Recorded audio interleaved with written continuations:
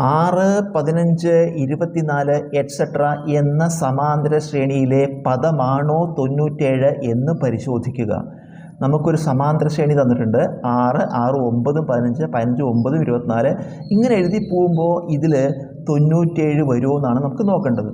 അതിന് നമുക്ക് ഈ സൂത്രവാക്യം ഉപയോഗിക്കാം. അതായത് പദങ്ങളുടെ എണ്ണം കാണാൻ സൂത്രവാക്യം Tn മൈനസ് T1/D + 1.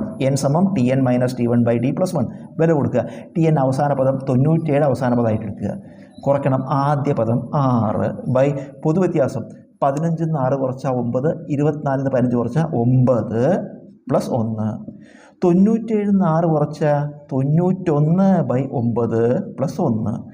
ഇവിടെ 91നെ 9 കൊണ്ട് കൃത്യമായിട്ട് ഹരിക്കാൻ കഴിയില്ല. 91നെ 9 കൊണ്ട് നിശേഷം ഹരിക്കാൻ കഴിയില്ല. ഈ പദങ്ങളുടെ എണ്ണം പറഞ്ഞാൽ അതെന്തായിരിക്കണം? ഒരു എണ്ണൽ സംഖ്യയായിട്ട് കിട്ടണം. ഇത്ര പദം, 5 പദങ്ങൾ, 6 പദങ്ങൾ, 7 പദങ്ങൾ, അങ്ങനെ ഒരു കൃത്യമായ എണ്ണം കിട്ടണം.